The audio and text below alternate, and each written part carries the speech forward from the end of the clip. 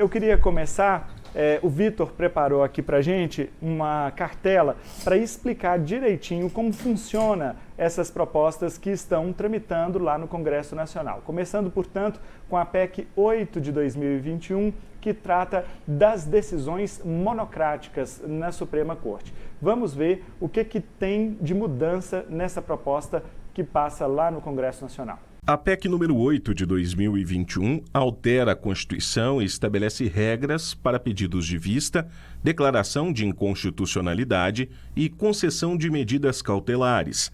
Estabelece prazos para pedidos de vista em julgamentos colegiados do Poder Judiciário. Leis e decretos só poderão ser suspensos por maioria absoluta dos órgãos colegiados. A PEC também fixa prazo para julgamento após a concessão de decisões liminares. Tá, então. Essa então é a primeira PEC que a gente vai debater aqui, professores. E, bom, é uma situação polêmica porque as decisões monocráticas, se o STF tem 11 ministros, por que um só pode decidir situações específicas? É um questionamento que se faz. Juan, começo por você. Você acha que essa proposta tem algum valor? Primeiramente, bom dia, Danilo. Bom dia. Agradeço pelo convite, mais uma vez estando aqui. Bom dia, professor Valmont. Fico muito feliz de estar aqui, sobretudo ao lado do professor Valmont, que foi meu professor, porque tenho muita admiração e respeito, então é uma honra para mim estar aqui hoje. Danilo, acho que essa medida não havia necessidade, porque a própria Lei 9868, que fala da ação direta de inconstitucionalidade, no seu artigo 10, fala exatamente que só pode conceder uma medida cautelar e uma ADI se houver maioria absoluta do STF. A exceção se daria apenas em caso de recesso. Então a própria lei já fala isso. A atuação do Supremo de fazer essas medidas cautelares sem ser por maioria é um costume contra a legem, ou seja, é um costume contra a lei. É uma prática que se começou a fazer sem respaldo legal e acabou acontecendo. O próprio regimento do tribunal, inclusive, já está sendo alterado há algum tempo, aqui a atuação da ministra Rosa Weber, no sentido de não permitir que isso aconteça.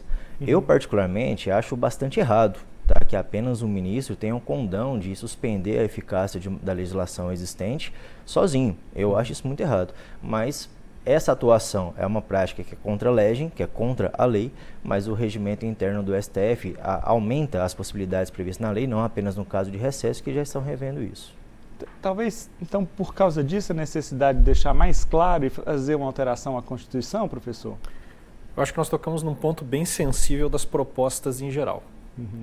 Eu acho excelente nós discutirmos todo o desenho institucional do Supremo, avanços, mudanças na processualística.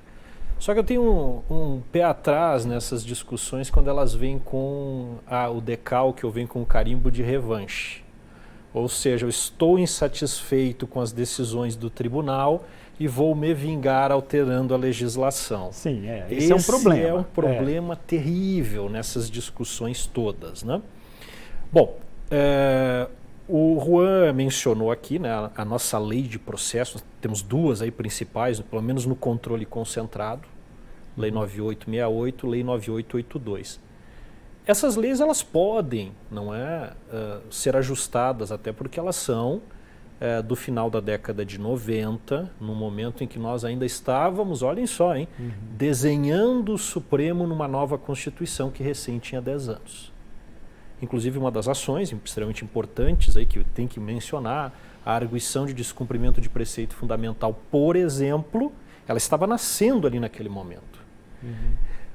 Com relação ao problema das decisões monocráticas, eu concordo com o que o Juan falou, sou crítico, mas, por outro lado, eu entendo também que as decisões monocráticas têm algo de explicação na quantidade de demandas do próprio tribunal e no afogamento de ações distribuídas entre os senhores ministros e a corte toda. Nós estamos falando de um tribunal que trabalha aí com 10 mil processos ano, 11 ministros. Essa produção de decisões monocráticas, muitas vezes, né, Juan, na correria, ela se explica também por essa dinâmica de sobrecarga de trabalho. Por quê? Não dá tempo de chamar o colegiado? É mais ou menos isso? Muitas vezes não é possível. Não dá para esperar marcar a sessão colegiada? Eu acho que aí nós estamos entrando no ponto central que a gente devia discutir, a mudança institucional e normativa. como este tribunal funciona com esta quantidade de processos. Eu não conheço, talvez o Juan possa me indicar, eu não conheço nenhuma outra corte ou tribunal constitucional no mundo com esse volume de processos. Eu não conheço, não é? Isso aí é algo assim gigantesco. Normalmente, né, para quem está aí conversando com a gente, ouvindo a gente agora de manhã, veja, normalmente um tribunal constitucional realmente ele tem esse nome porque são aquelas centenas de demandas, de discussões... Questões mais aprofundadas. De direitos fundamentais, do funcionamento da política do Estado, né? Pois é. Então você pega lá uma corte com 400, 300 processos no ano. Veja, o Supremo tem muito mais do que isso. Então, este problema estrutural deveria ser discutido com profundidade. Tá, mas